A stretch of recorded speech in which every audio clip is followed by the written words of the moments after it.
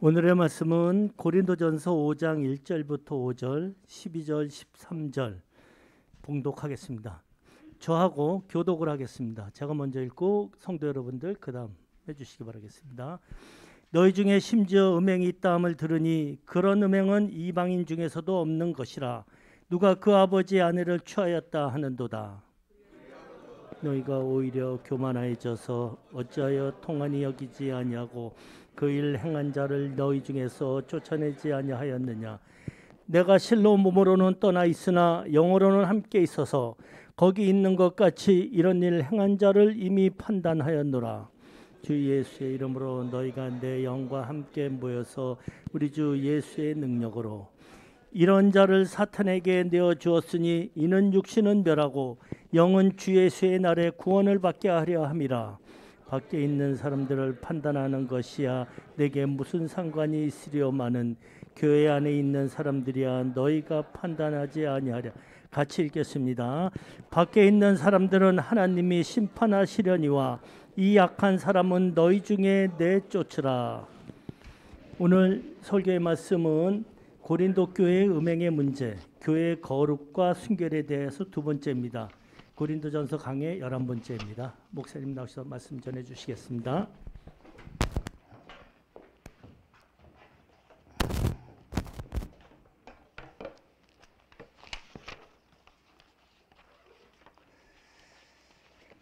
예, 모두 평안하셨나요?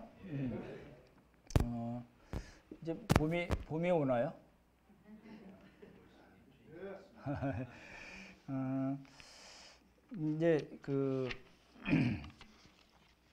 이제 고린도전서 내용이 사실은 쉽지만은 않고요. 또 이게 우리 교회 우리가 지금 몸담고 있는 교회 생활에 적용하려면 또 여러 가지 불편한 점도 없지 않아 있는 그런 성경들입니다. 그래서 하나씩 잘 정리를 하시면 좋을 것 같고요.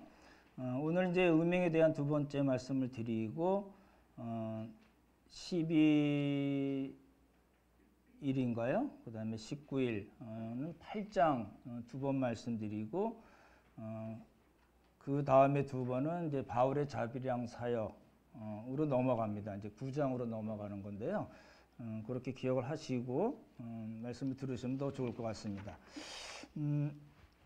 이제 오늘 드릴 말씀은 이제 이런 겁니다. 이제 지난주에 말씀드렸던 거는 고린도전서 5장을 말씀을 드렸고 오늘은 이제 고린도후서 2장하고 디모데전서, 디모데후서를 이제 말씀을 드릴 겁니다. 그래서 이제 세 개의 케이스를 보는 겁니다.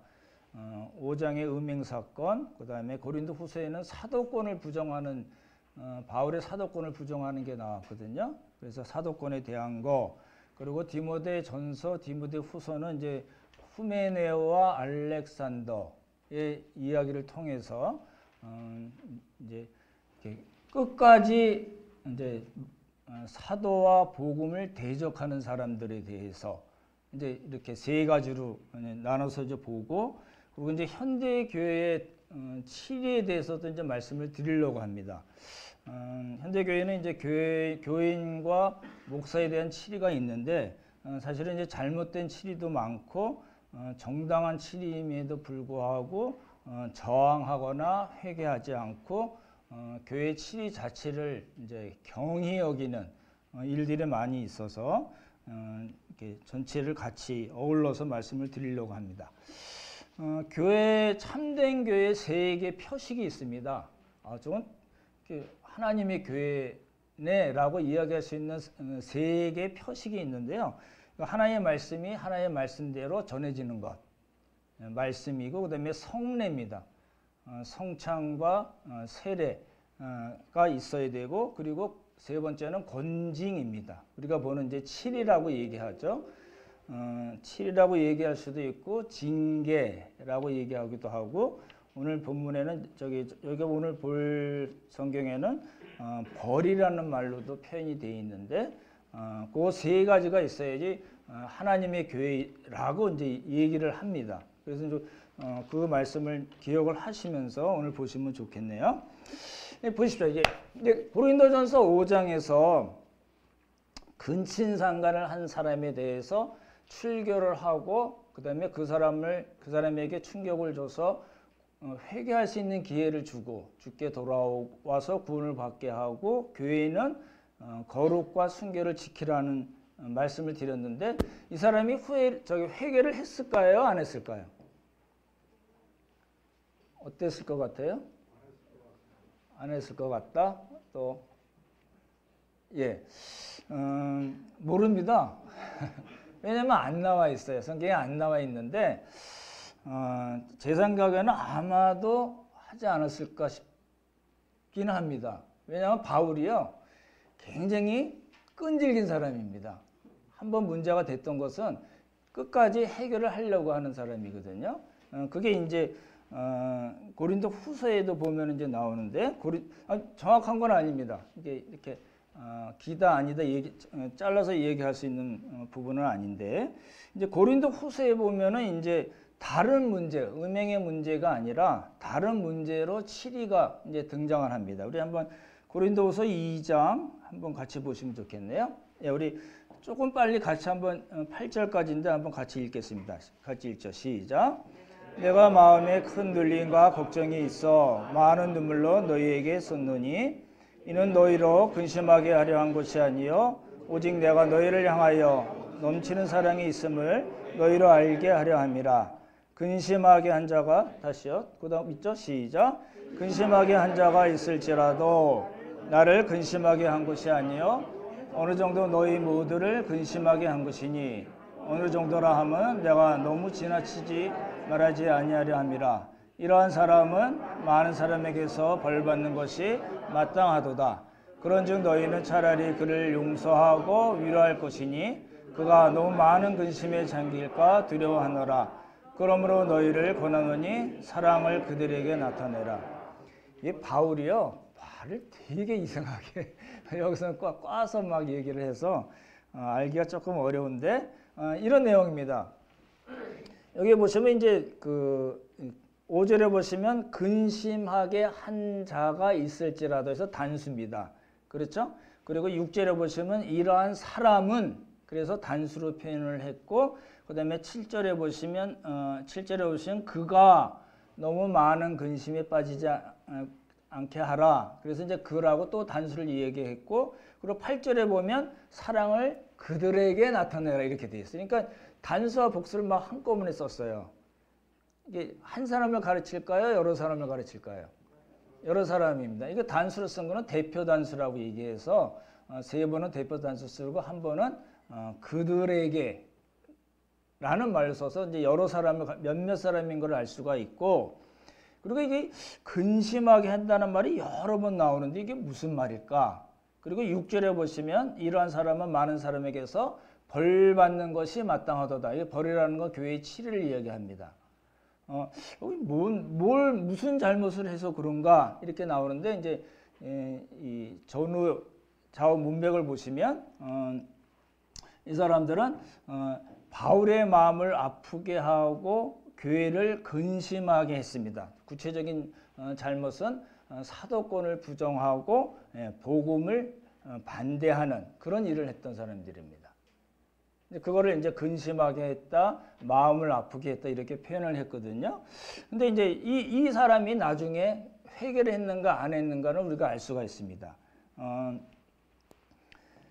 그래서 이제 왜 알 수가 있냐면 이제 4절을 보시면 내가 마음에 큰 눌림과 걱정이 있어 많은 눈물로 너희에게 썼노니 그러니까 고린도 후서를 쓰면서 내가 이미 한번 여러분에게 편지를 썼습니다 얘기하는 거는 그 전에 있던 얘기인데 고린도 전전서나 고린도 전서가 아니고 고린도 중서라고 제가 설명드렸던 그 서신입니다. 그 전에 한번 이야기를 쓴 것을 이야기했고 그리고 6절에 보시면 이 사람이 벌 받는 것이 마땅한데 이 사람이 회개했기 때문에 뭘 하라고 얘기했냐면 용서하고 위로하고 사랑하십시오. 사랑을 그 사람들에게 나타내십시오. 이렇게 얘기한 겁니다. 조금 어렵죠? 이제 간단하게 정리를 하면요. 이런 겁니다. 고린도전서 5장에는 근친상간에 대한 이야기 그렇죠? 그걸 얘기했고 교회의 출교를 얘기했습니다. 그래서 그 사람에게 회개할 수 있는 기회를 주고 교회의 거룩과 순교를 유지해라 라고 얘기했고, 이 사람이 회개를 했는지 안 했는지는 정확히 나와 있지 않습니다. 고린도후서 2장에는 사도권을 부정하고 복음을 위협한 사람이 있습니다. 이 사람에게는 출교를 하라고 그랬습니다. 벌이라는 말로 표현을 했고, 이 사람이 회개를 했느냐 안 했느냐는 알 수가 있는 게 이 사람이 회개했기 때문에, 그렇죠? 그를 용서하고 위로하고 그런 사람들에게 사랑을 나타내라고 이야기했습니다. 그게 이제 저희가 보는 음행에 대한 이야기, 그다음에 사도권에 대한 이야기입니다. 이제 세 번째 케이스를 보시면은 오늘 이제 주로 보려는 건데요. 후메네오와 알렉산더. 처음 들어보신 건 아니죠? 퀴즈에 다 나간 겁니다. 따라해보죠. 후메네오, 알렉산더. 네, 이제 이 사람들 이야기를 이제 오늘 살펴보고 이제 현대교회 치료로 넘어가려고 그러는데요. 디모데전서 1장 19절과 20절 한번 보시기 바랍니다.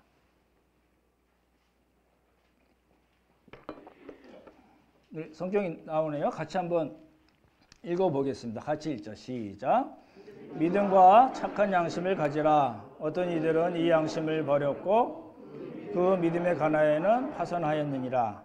그 가운데 후메네와 알렉산더가 있으니 내가 사탄에게 내준 것은 그들로 훈계를 받아 신성을 모독하지 못하게 하려 함이라. 여기 눈에 띄는 구절은 우리가 고린도전서 5장 5절에도 나왔죠. 그렇죠? 사탄에게 내어줬다라는 말입니다. 그리고 이제 이 사람들이 후메네오와 알렉산더는 이제 어느 거를 대표하냐면은 양심을 버리고 믿음이 파선한 사람들을 대표하는 사람들입니다. 보십시오. 양심을 버렸고, 그렇죠? 또 한 가지는 믿음에 관하여서는 파선이 됐다. 이제 배로 은유를 한 거죠. 그래서 배가 완전히 깨져버렸다 이야기거든요. 보시면 양심이 뭐죠? 우리 그런 말 많이 쓰잖아요. 양심 없는 XX 이렇게 얘기하는데 양심이 뭐예요? 이렇게 물어보면 이렇게 정확하게 표현하기가 좀 어렵죠. 그렇죠? 양심 있는 분들이신가요, 여러분? 모르겠습니다. 이건 이제 조금 신학적으로 표현하자면은 말씀을 근거로 판단을 내리는 도덕적 자아. 되게 어렵죠. 그죠? 내면의 음성 또는 상식도 포함하는 겁니다.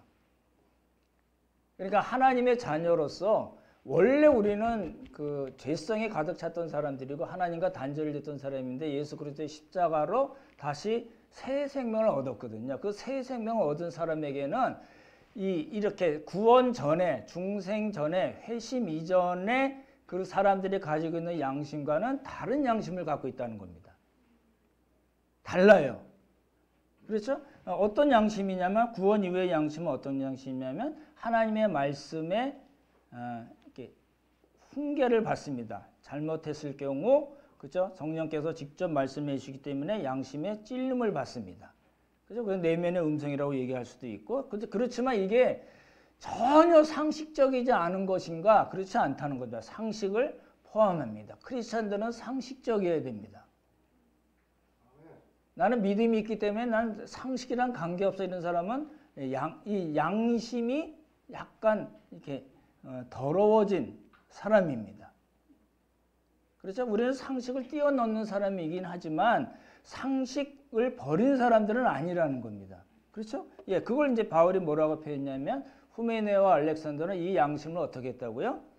예, 버렸다고 그랬어요. 보십시오. 버렸다는 거는 문법적으로 부정과거입니다. 옛날입니다. 한번 끝난 이야기입니다. 고의적으로, 의도적으로 버려버린 겁니다. 밖으로 그냥 내던져 버린 겁니다. 그러니까 이런 사람들은 어떤 사람인지 이해가 되시겠죠? 실수로 한번 어떻게 미끄러지거나 실수로 몇 번 미끄러진 것이 아니라 고의적으로, 의도적으로 이 양심을 하나님께서 말씀하신 그것을 거부하고 양심을 아예 버려버렸다라고 얘기했고, 그 결과가 뭐예요? 믿음이 파손됐습니다. 믿음이란 배가 어떻게 됐어요? 완전히 깨져서 침몰했다는 겁니다. 이거 역시 부정과거입니다. 끝난 이야기입니다. 지금 그렇게 얘기해요. 그래서 그런 사람들이 많이 이제 그 에베소 교회에 여럿이 있었나 봐요. 그래서 바울이 디모데에게 얘기하는 거죠. 믿음과 착한 양심을 가지라. 그렇게 얘기했어요. 3번이나 얘기를 했어요. 근데 그렇지 않은 몇몇 사람들이 에베소 교회 사람들이 있었는데 대표적인 두 사람 후메네와 알렉산더는 양심을 버렸고 그리고 그 믿음이 파손이 됐습니다. 라고 얘기하는 겁니다. 후메네오를 먼저 살펴보시면요. 디모데 후서 2장 한번 보시기 바랍니다. 2장 16절에서 18절. 예, 같이 한번 읽어보겠습니다. 같이 읽죠. 시작. 망령되고 헛된 말을 버리라. 그들은 경건하지 아니하며 점점 나아가나니 그들의 말은 악성 종량이 퍼져나간과 같은데 그중에 후메네와 빌레도가 있느니라. 진리의 가나에는 그들이 그릇되었도다. 부활이 이미 지나갔다 하므로 어떤 사람들의 믿음을 무너뜨리니라. 보십시오. 단순히 양심을 버리고 믿음이 파산한 것뿐만이 아닙니다. 후메네오 이야기를 하는데 18절 보시면 뭐라고 얘기했어요? 진리에 관해서는 그릇됐다. 여러 사람이 있었는데 대표적인 사람을 후메네오라는 사람이 있었는데 진리에 관해서는 그릇됐다. 왜 그러냐면 부활이 이미 지나갔다고 이야기하기 때문이다 라는 겁니다. 무슨 말일까요? 부활이 이미 지나갔다? 라는 무슨 말일까요? 이제 설명을 좀 드릴게요. 부활이 이미 지나갔다는 것은 영의 부활만 있고 마지막 날에 있을 육체의 부활은 없다고 얘기하는 사람들입니다. 이게 영지주의 설명을 드렸죠? 기억나시죠? 영지주의는 영은 선하고 거룩하고 깨끗한 것이지만 육은요? 예, 더러운 것입니다. 그렇죠? 더러운 것이고 죄악된 것이에요. 그러니까 그런 사람들은 육체의 부활을 믿을까요? 안 믿을까요? 믿지 않습니다. 그렇죠? 예수님이 육체를 입고 이 땅에 오셨다, 성육신 하셨다는 걸 믿을까요? 안 믿을까요? 안 믿는다니까요. 그냥 이렇게 가짜로 나타난 거야. 그래서 가현설이라고 그랬다고 말씀을 드렸잖아요. 그렇죠? 예. 그러니까 진리에 관해서 그릇됐어요. 양심과 믿음이 깨졌을 뿐만 아니라 뭐예요? 진리에 관해서 그릇됐어요. 부활이 이제 마지막 날 우리 성도들의 육체의 부활이 없다라고 이야기했다는 겁니다. 그렇죠? 근데 이 사람이 이제 잘 보시면요. 디모데 전서하고 디모데 후서의 후메네오 이야기가 나온 거예요. 그렇죠? 디모데 전서 1장에 나왔고 그리고 디모데 후서 2장에 후메네오 이야기가 나왔잖아요. 잘 보십시오. 디모데 전서와 디모데 후서는 약 시간 간격이 한 3, 4년 간격이 됩니다. 정확하게 이렇게 잘라서 이야기하기 어려운데 대체적으로 보면 한 3, 4년 기간이 가거든요. 그러니까 후메네오는 디모데 전서, 그때 바울이 디모데 전서를 쓸 때에도 양심을 버렸고 믿음이 파손됐고 그리고 3, 4년 지나서 바울이 또 이야기할 때 진리에 관해서 잘못됐고 부활 육체의 벌이 없다고 얘기한 사람들입니다. 그러니까 어떻게 돼요? 예, 바울이 디모데 전서에서 사탄에게 내줬다, 출교를 시켰다 이렇게 말씀을 했는데 3, 4년이 지난 다음에도 여전히 진리에 관해서 잘못됐고 부활이 이제 없다라고 이야기했다는 겁니다. 그러니까 회개가 있었을까요? 없었을까요? 예, 없었다는 겁니다. 그렇죠? 3, 4년 간격을 생각을 하셔야 되고 다른 사람의 믿음을 무너뜨리는 일을 하고 있다는 겁니다. 그러니까 전적으로 복음을 대적하는 입장에 있었다는 겁니다. 교회 안에 있음에도 불구하고. 그렇죠? 이걸 뭐라고 얘기해요? 예, 누룩이라고 이야기하고 다른 말로 이단이라고 얘기합니다. 교회에는 항상 이단이 있어요. 그렇죠? 그거 우리 조심해야 된다는 겁니다. 알렉산더는 어땠을까를 보는 겁니다. 알렉산더는 디모데전서 1장 20절 우리가 봤을 때도 그 가운데 양심을 버렸고 믿음이 파손한 사람 중에 후메네오와 알렉산더가 있었다. 내가 그들을 사탄에게 내어줬다. 바울이 지금 디모데전서 1장 20절에서 그렇게 얘기를 했고 그리고 디모데 후서 4장에 또 이제 알렉산더가 등장합니다. 한번 성경을 같이 보시기 바랍니다. 예, 우리 한번 같이 읽겠습니다. 시작.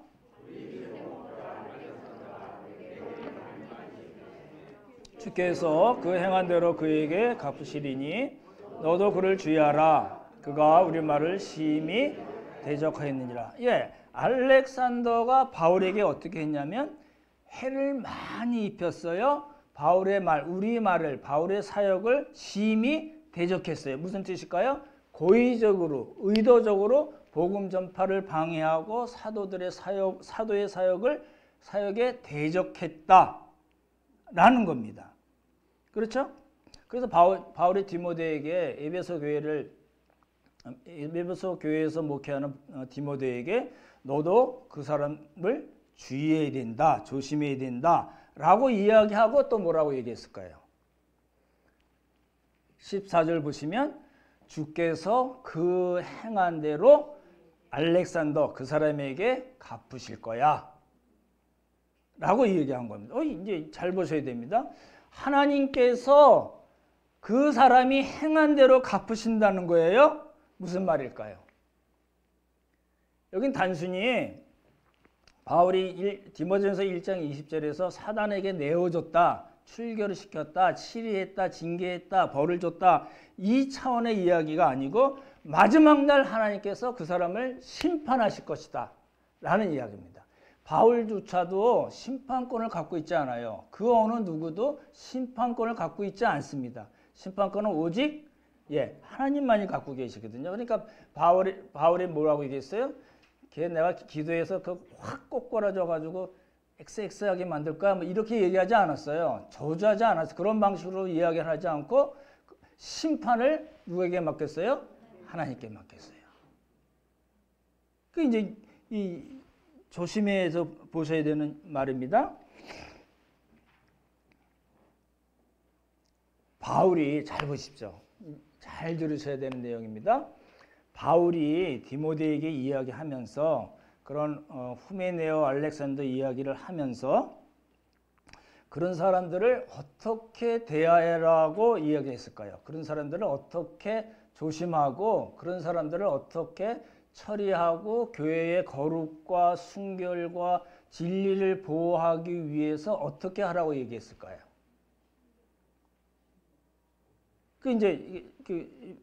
이 전후 문맥을 보셔야 되는데,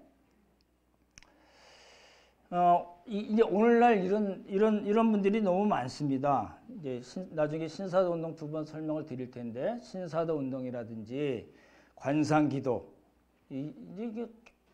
관상기도 여러분 그냥 그런가 보다 안 좋은 건가 보다 이렇게 생각하실 수 있지만, 저쪽에 수지 아주 유명한 침례교 목사님이 그 관상기도 했다가 말씀드렸죠? 이렇게 있다가 왔어 이거요. 그 관상기도 딱 그겁니다. 그거 해가지고 목사들 불러다가 세미나하고 막 한동안 난리 쳤었거든요. 그래서 교회 이제 그 이단 대책하는 사람들이 이제 하지 말라고 그래서 그분이 이제 네 안 하겠습니다고 얘기는 했는데 하고 있는지 안 하고 있는지는 확인이 안 됩니다. 그거 쉽지 않습니다. 자기가 가졌던 신학적인 그런 방법, 하나님과 교제하고 하나님으로부터 직접 계시를 받고 이것을 그렇게 하다가 미안해 나 안 할게 나 잘못했어 그렇게 쉽지가 않다는 이야기입니다. 그렇죠? 네, 신사도 운동도 그렇고 지금 이제 관상기도까지 왔어요. 이 사람들은 뭐예요? 말씀보다 체험에 빠져서 진리를 대적하고 교회를 어지럽히는 사람들입니다. 성도들의 믿음을 무너뜨리는 사람들입니다. 이거 그냥 우리 잘 보셔야 되거든요.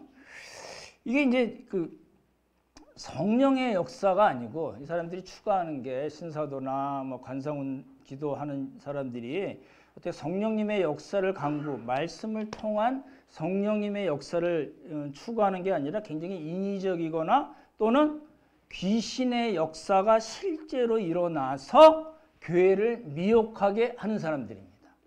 다시요. 우리는 그렇게 생각하잖아요. 당연히 성령께서 역사하시나요? 안 하시나요?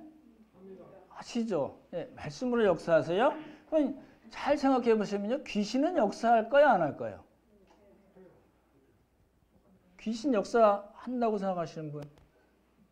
안 한다고 생각하시는 분? 예, 성령께서 역사하듯이 귀신도 예, 역사합니다. 많이 보시잖아요. 갓신 내린 XX 뭐 이런 거 나오잖아요. 프레카드 많이 보시잖아요. 저만 보나요?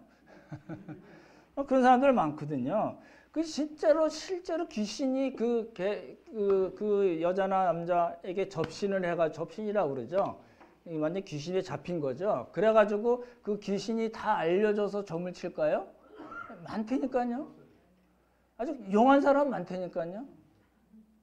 여러분의 자녀들이 어느 대학에 갈 건가 고민되시면요. 제가 소개해 드릴까요? 많습니다. 귀신이 역사합니다. 신사동 운동에서 사람들 쓰러뜨리고 막 홀리 라프라고 그러죠. 막 웃고 막 이러고 막 뜨거워서 난리치고 이런 것들이요. 귀신이 역사하는 걸까요? 단순히 심리적인 걸까요? 귀신의 역사라니까요. 그 많은 사람들이 옷 벗고서 그 강사가 한번 휙 한다고 이렇게 다 넘어갈까요? 안 그렇습니다. 저같이 정신 멀쩡한 사람 가 있으면 절대 안 넘어가거든요. 여러분도 그러실 거라고 보고 넘어가는 사람들은요. 다 귀신이 역사하는 거예요. 집단 체면 그런 심리적인 부분도 있겠지만 많은 경우에 실제로 귀신이 역사해서 그런 일들이 일어난다니까요. 병이 고쳐질까요? 안 고쳐질까요? 고쳐집니다. 뒤집어질까요? 안 뒤집어질까요? 그 사람의 눈물을 흘리고 해결을 할까요? 안 할까요? 한다니까요. 귀신의 역사로. 이게 뭐가 잘못된 거예요? 그렇죠? 이제 바울이 이제 후메네오와 알렉산더 같은 사람들이 믿음과 양심이 깨지고 사도와 복음을 대적하고 교인들의 성도들의 믿음을 뒤엎는 그런 상황에서 바울은 뭐라고 얘기했을까? 디모데후서 2장 15절 보십시오. 우리가 조금 전에 봤던 그 문맥에 있는 구절입니다. 2장 15절이 344쪽이죠. 여기 있나요? 예, 2장입니다. 2장 15절 한번 성경 찾아보십시오. 344쪽입니다. 찾으셨나요? 네, 같이 읽죠. 시작. 너는 진리의 말씀을 옳게 분별하며 부끄러울 것이 없는 일꾼으로 인정된 자로 자신을 하나님 앞에 드리기를 힘쓰라. 진리의 말씀을 옳게 분별하라 라고 했어요. 말씀을 분별하라는 거예요. 그 영어로 correctly handle the word of truth입니다. 핸들하라고요. 말씀을 잘 분별하라고요. 다른 영어 성경에는 cut straight라고 되어 있어요. 칼같이 잘라. 무슨 소리예요? 진리와 진리가 아닌 것을 칼같이 자르라는 거예요. cut straight. 그렇게 표현했어요. 이 보십시오. 에베소 교회거든요. 에베소 교회에 이런 후메네오나 알렉산더 같은 사람들이 있는데 양심을 고의적으로 버리고 믿음이 파손하고 사도와 복음에 대해서 부정하고 직접적으로 대적하고 성도들의 신앙, 믿음을 깨트릴 때, 믿음을 너무 잘못된 대로 인도할 때 바울이 디모데에게 어떻게 하라고 얘기했을까? 보십시오. 이 사람들은 후메네와 알렉산더는 처음부터 예수님을 믿는 사람들이 아닙니다. 바울이 그 사람들 하나님께서 심판하실 거야 라고 이야기했기 때문에 이 사람들 믿는 사람으로 보기가 어렵습니다. 거짓 선생들입니다. 그러면 바울이 디모데에게 그 사람들이 교회를 미혹하고 진리를 대적할 때 어떻게 하라고 얘기했을까? 보십시오. 신사동 운동에서는 귀신이 역사하지 못하도록 기도하는 방식이 있습니다. 그 유튜브 같은 데도 많이 나오더라고요. 내가 예수 그리스도의 이름으로 명하노니 이 더러운 귀신아 떠나갈지어다. 들어보셨나요? 많이 들어보셨을 겁니다. 선포기도 하고 대적기도 하고 귀신을 축사하는 기도를 한다는 겁니다. 보십시오. 여러분 중에 혹시 무슨 특별한 어려움이 있거나 그렇죠? 경제적이거나 또 질병이 있거나 또 자녀가 말을 안 듣고 문제가 있거나 뭐 이렇게 부부간의 문제가 있거나 뭐 시어머니와 무슨 뭐 갈등이 있거나 뭐 친정 엄마 아빠와 갈등이 있거나 이럴 때 이러면 어떻게 해결하시나요? 예? 나와 시어머니 사이를 이렇게 이간질하는 귀신은 물러갈지어다. 그러면 해결되나요? 내가 예수 그리스도의 권세로 예수 그리스도의 이름으로 명하는 이 더러운 귀신아 물러갈지어다 한다고 없어지나요? 해결되나요?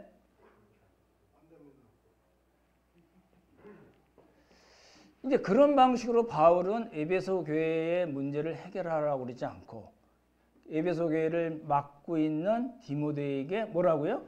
진리의 말씀을 옳게 분별해서 성도들에게 가르쳐서 믿음을 세우라고 얘기한 겁니다. 이게 이제 이 접근하는 방식이 너무 이상한 거예요. 이게 뭐 선포하고 대적하고 귀신을 쫓아낸다고 문제가 해결될까요? 물러갈지어다 한다고 귀신이 물러갈까요? 그 앞에 예수 그리스도의 권세로 예수 그리스도의 이름으로 내가 명하는 이 더러운 귀신아 물러갈지어다 하고 그렇게 얘기하면 귀신이 물러가고 다시 안 올까요? 제가 귀신이라도 안 갈 것 같은데요? 이상한 신앙을 배웠어요. 말씀에 없는 신앙이에요. 지금 그 후메네오와 알렉산더 이야기가 디모데 전서와 디모데 후서에 계속 나오고 있거든요. 근데 그러한 일들을 그 신앙을 무너뜨리고 성도들의 신앙을 무너뜨리고 양심을 깨뜨리고 믿음이 파손되고 사도가 전하는 복음을 대적하는 그 일을 어떻게 해결하라고 이야기했냐면 말씀을 옳게 분별하라. 거기서 시작되는 거지. 그걸로 해결하라고 그랬지. 디모데전서 후서 여러분 보십시오. 귀신아 물러갈지어다 대적하고 선포하고 축사하라 이런 이야기가 나오나요? 없습니다. 그건 성경에 없는 이야기입니다. 그거를 누가 잘해요? 신사도운동 사람들이 잘한다니까요. 실제 귀신이 물러가는 것 같은 그런 현상들이 많이 일어납니다. 뭐라고요? 귀신들이 제일 잘하는 게 뭐예요? 미혹해 하는 겁니다. 미혹해 하는 영이라고 그러잖아요.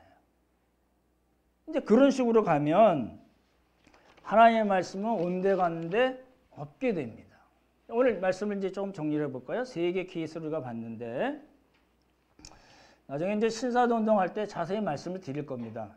나중에 또 들으시면 더 좋을 것 같고 우리가 지금까지 본 3개 케이스는 그겁니다. 로마법으로도 금지된 근친상간을 한 사람에게 대해서 교회는 통한이 여기고 그 사람을 출교시켜서 회개할 기회를 주고 그쵸? 그 사람을 구원할 뿐만 아니라 교회의 거룩과 순교를 유지해야 된다고 얘기했습니다. 그게 고린도전서 5장이고 두 번째는 고린도 후서 2장에 나온 거는 사도권을 반대하는 몇몇 사람들이 있었는데 이 사람들은 다 회개했습니다. 돌아왔어요. 그럼 교회가 어떻게 해야 돼요? 너 옛날에 사도 바울한테 개겼지? 너 복음을 부정했지? 그리고 계속 도장을 찍는 게 아닙니다. 어떻게 하라고요? 용서하고 위로하고 사랑을 베풀라는 겁니다. 우리 중에도 그럴 수 있어요. 나중에 이제 뭔 일이 생길 줄 모르잖아요. 그러면 저 사람 옛날에 그랬지. 그러지 말라니까요. 바울은 그렇게 얘기하고 있지 않습니다. 그리고 디모데 전후서에서 처음부터 하나님의 사람이 아니었건 사람들, 후메네오와 알렉산더 같은 사람들 끝까지 사도를 대적하고 복음 사역을 방해하고 양심을 고의적으로 버리고 믿음이 파손한 사람들 바울이 뭐라고 해요? 주께서 심판할 것이다 라고 얘기합니다. 우리 3가지 케이스를 봤어요. 그러면 이제 말씀드렸던 대로 오늘날 우리 현대 교회로 이제 적용을 해봐야 되겠죠. 오늘날도 교회에 이런 치리가 필요한가요? 제가 치리 징계 이렇게 섞어서 쓸게요. 오늘날도 교회 징계가 필요한가요? 그 예수님께서 하신 말씀이기 때문에 당연히 필요한 겁니다. 그렇죠? 그래서 교단에도 법으로도 다 돼 있잖아요. 우리 교회 정관에도 있습니다. 정관 제 7장에 있습니다. 나중에 한번 보시면 좋을 것 같고요. 그럼 여러분 교회에서 징계한 거를 본 적이 있으신가요? 여쭤보는 겁니다. 한 번도 못 봤, 한 번이라도 보셨다는 분? 예, 들으신 분도 있고 거의 다 좋은 교회 다니셨나 봐요. 그러면 교인들만 징계를 받고 목사는 징계를 안 받아도 되나요? 목사는 예외인가요? 생각을 해보십시오. 제가 어렸을 때 본 건 그런 겁니다. 초등학교 때부터 봤어요. 중학교, 고등학교까지도 봤어요.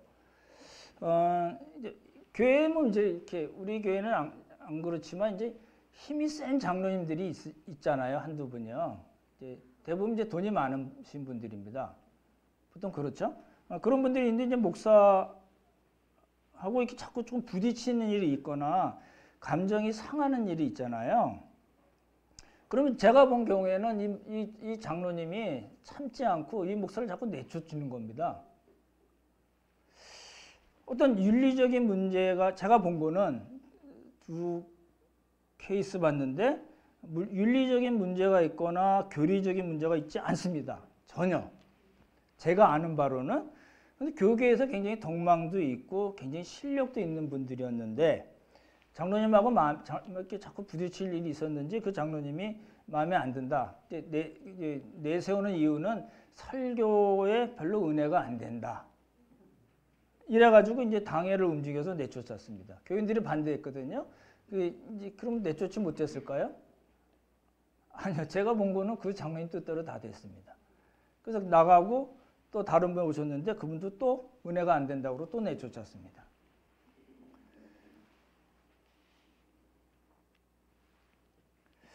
교회가 이제 목사를 해도 되나요? 아닌 것 같이 보니까 가만히 계시네요. 교회가 목사를 치리해야 될 때가 있습니다. 그렇죠? 근데 이제 우리는 이제 어떤 교단에 소속되어 있지 않고 이제 독립교단 이런 데로 소속이 되어 있으니까 이제 교단 차원에서 어떤 목사를 치리하는 거는 독립교단이거든요. 우리는 독립교단에서 어떤 목사를 치리할 경우에는 딱 한 가지 경우입니다. 이단인 경우에 저희가 이제 상암동에 교회가 시작이 되고 이제 독립교단에 이제 회원으로 신청을 했더니 두 분 목사님이 오셨어요. 근데 여러 가지 말씀 나누는 가운데 그분 두 목사님이 그러시더라고요. 이제 저희 보실 일 없을 겁니다. 이단만 아니면 보실 일 없을 겁니다. 그렇게 말씀하시더라고요. 여태껏 한 번도 본 적이 없어요. 그러니까 이제 독립교단, 우리가 아는 독립교단은 이단인 경우에만 교단에서 이제 치리를 합니다. 그래서 그 목사를 이렇게 쫓아내거나 교회를 이제 교회 자체를 제명시키는 방식이 있고, 이제 교회에서 이제 알아서 해야 되는 겁니다. 우리 같은 독립교단은.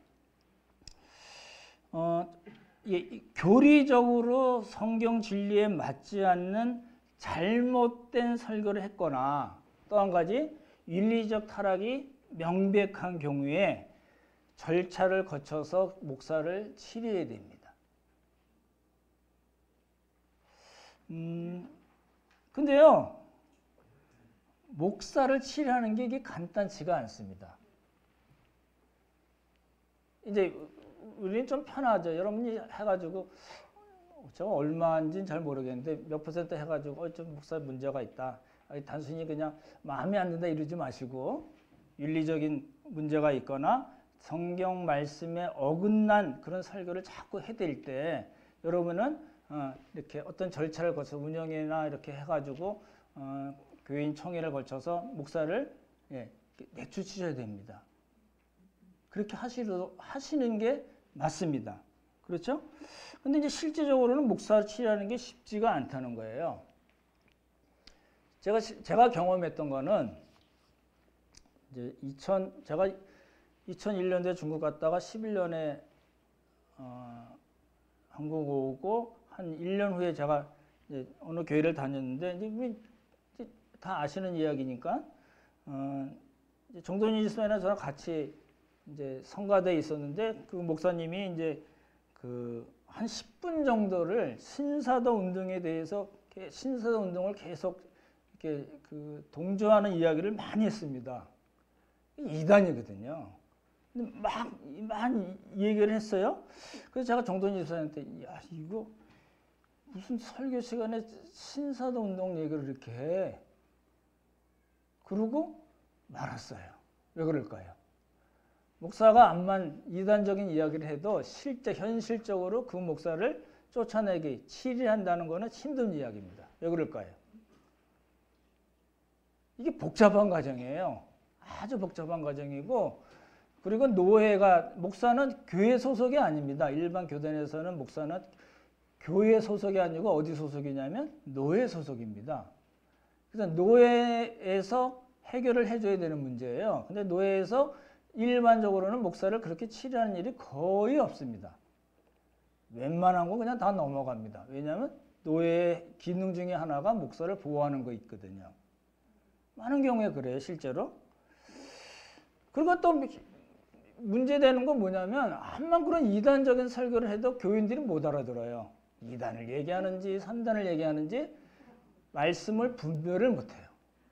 그 설교를 듣고 저나 이렇게 누가 저한테 와가지고 저거 이상한 설교 아니냐고 얘기한 사람 제가 한 사람도 보지 못했습니다.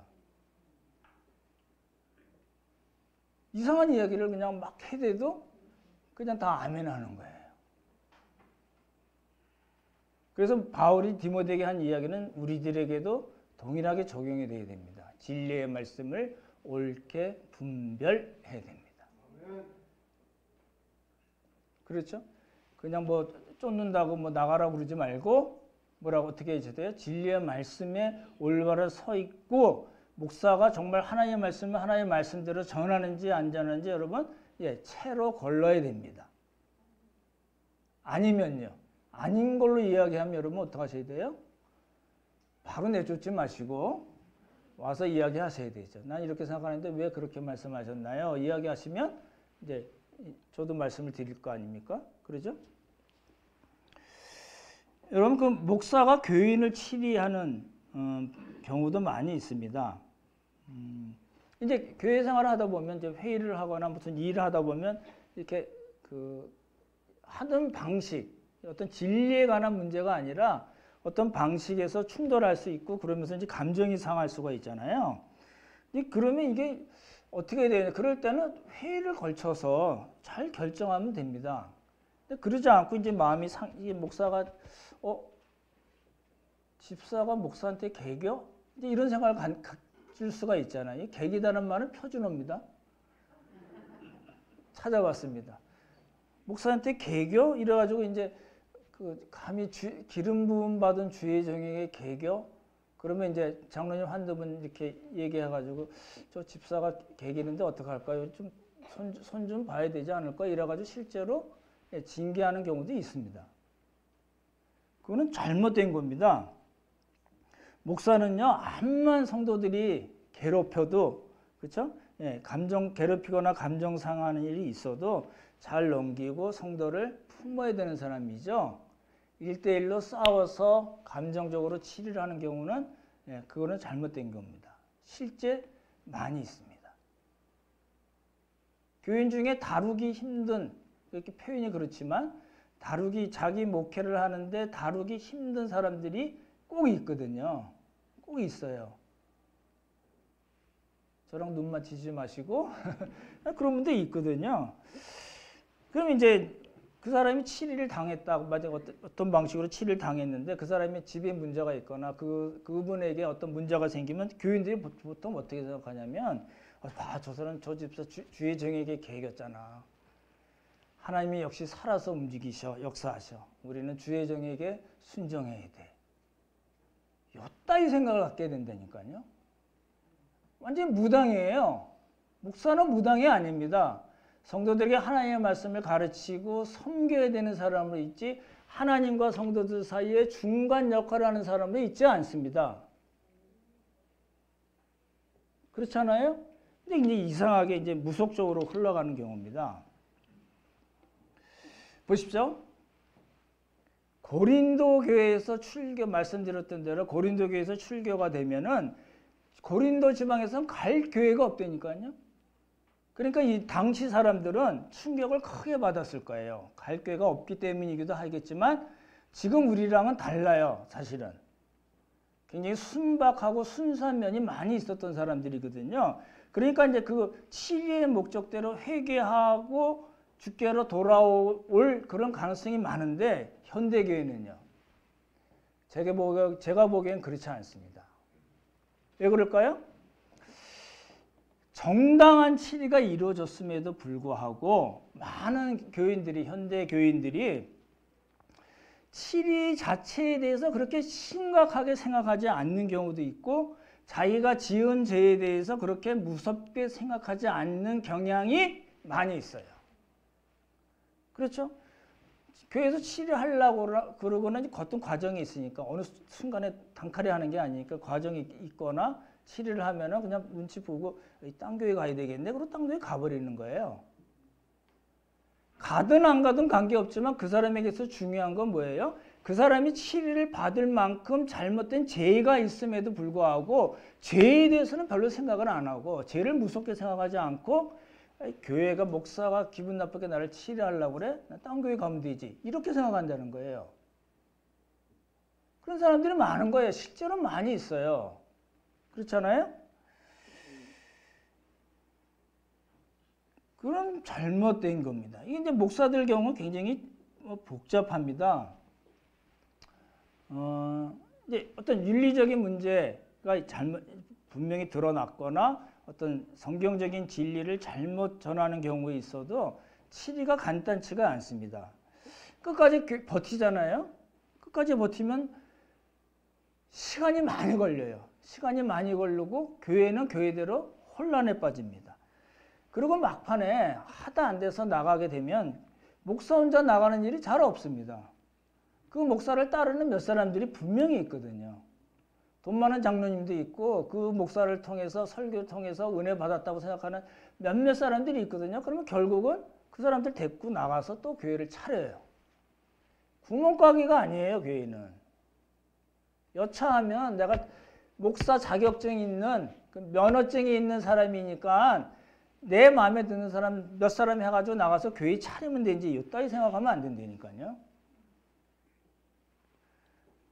교회가 큰 교회일수록요, 힘이 많은 목사일수록요, 버티다 안 되면 그냥 나가서 교단도 하나 차려요. 실제 많습니다, 그런 분들. 장로교가 교단이 300개가 넘는다니까요. 암만 교회에서 교인들이 난리치거나 당회에서 난리치거나 사회적으로 지탄을 받아도 끝까지 견디는 목사도 있잖아요. 많이 있어요. 왜요? 교회가 이래서 한 5만 명 있는데 막 반대하는 사람들 결국은 다 알아서 1만이든 2만이든 나가거든요. 목사로서는 아무 문제가 없는 거예요. 5만 명이 있거나 3만 명이 있거나 1만 명이 있거나 무슨 관계가 있어요. 자기 들어온 돈은 똑같은데. 그러니까 하나님 무서운 줄 모르는 거예요. 그러니까 제가 보기에는 현대 교회에서 일어나는 이런 정말 진리를 대적하고 복음에 상충하는 이런 여러 가지 현상들은요, 제 생각에는 예수님도 그리고 사도 바울도 미처 생각하지 못하지 않았을까라는 생각이 들 정도예요. 그런 일들이 많잖아요. 치료한다고 교회 나가버리면 바울이 그걸 생각을 미리 못하지 않았을까 생각도 들어요. 치료하려고 그러는데 나가는 사람들 어떻게 또 하는 방법을 바울이 알았으면 이야기를 했을 것 같은 생각도 든다니까요.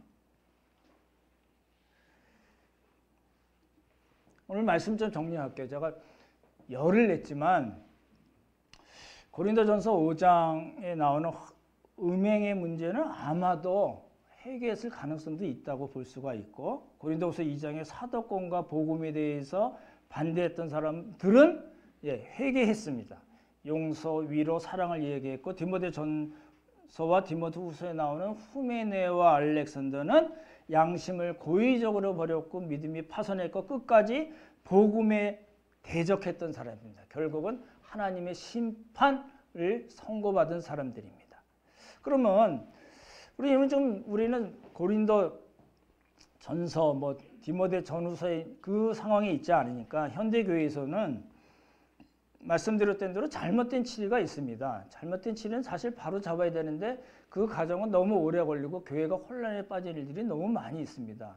그러니까 그런 대로 아예 안 가야 되고, 정당한 치리에 대해서는 회개 없이 반발하면 안 됩니다. 정당한 치리, 정말 제약이 명백히 드러났고 교회가 어떤 정당한 절차를 거쳐서 치리를 결정하면 그건 목사 혼자 정하는 게 아닙니다. 치리회를 통해서 정하는 거거든요. 그랬을 경우에 당연히 회개하셔야 됩니다. 여러분이 딴 교회 가든 안 가든 아무 문제 없이 중요한 건 뭐예요? 그 죄에 대해서 하나님께 해결을 하고 돌아야 됩니다. 돌아올 경우에는 교회가 받아줘야 됩니다. 목사의 경우에 끝까지 버티면 누가 손해봐요? 그 목사는 손해본 일이 없습니다. 교인들이, 특별히 믿은 지 얼마 안 된 분들이 무슨 교회가 이래? 왜 이렇게 밤낮 싸우고, 그 다음에 이상한 말 나올 뻔했네요. 왜 그래? 이래가지고 처음 예수님을 믿던 사람들이 다 떨어져 나간다니까요. 교회 문제 일어날 때 오래된 3, 40년 된 장로님들 나가는 일이 아닙니다. 믿은 지 얼마 안 됩니다. 3, 4년, 4, 5년 된 분들이 교회가 좋은 데인 줄 알았더니 이상하네. 나 안 믿을래. 그러고 다 나가버린다니까요. 그런 일들을 발생을 시켜요. 그러니까 이런 건 다 뭐예요? 교회의 거룩과 순결을 해칠 뿐만 아니라 결국은 양심과 믿음이 파손이 된다니까요. 하나님 무서운 줄 모르는 거예요. 죄가 얼마나 무서운 결과를 갖고 오는지를 생각하지 못하고 하는 짓거리들입니다. 네, 오늘 말씀을 이제 마치겠습니다. 우리가 이제 고린도전서 5장, 또 고린도후서 2장, 디모데전서, 디모데후서를 통해 봤듯이 교회는, 또 우리 모두는 사람이 우상되는 것, 그리고 도덕적인 타락 아주 조심해야 됩니다. 그리고 동일하게 말씀에서 벗어나는 것이 얼마나 무서운 것인가를 우리는 깨달아야 됩니다. 그걸 통해서 복음의 순수성, 교회의 거룩과 순결을 우리는 지켜나가야 됩니다. 그냥 되는 일이 없습니다. 목사 혼자 한다고 되는 것도 아니고 몇 사람이 한다고 되는 것이 아니고 우리 모두가 교회의 거룩과 순결을 위해서 지속적으로 매일매일 삶에서 그 노력을 해야 됩니다. 그러기 위해서는 하나님의 말씀에 우리 자신을 항상 비춰봐야지 그 일이 가능하다는 겁니다. 우리 모두에게 이런 복이 있기를 주님의 이름으로 축원합니다. 참 좋으신 성부, 성자, 성령 하나님 은혜를 감사드립니다. 고린도전서 5장을 통해서 교회의 거룩과 순결이 얼마나 중요한지 저희들이 살펴보았습니다. 이런저런 일들을 통해서라도 또 하나님의 말씀을 통해서 또 저희들이 하나님 앞에 올바로 서 있는지, 얼마나 순수하고 또 거룩하고 순결한 삶을 살고 있는지 매일매일 우리의 삶을 통해서 우리 자신을 살펴보고 그 일을 위해서 힘쓰는 우리 모두가 되도록 주님께서 도와주시옵소서. 하나님 은혜 감사드리오며 귀하신 예수님 이름 받들어 기도드렸사옵나이다. 아멘.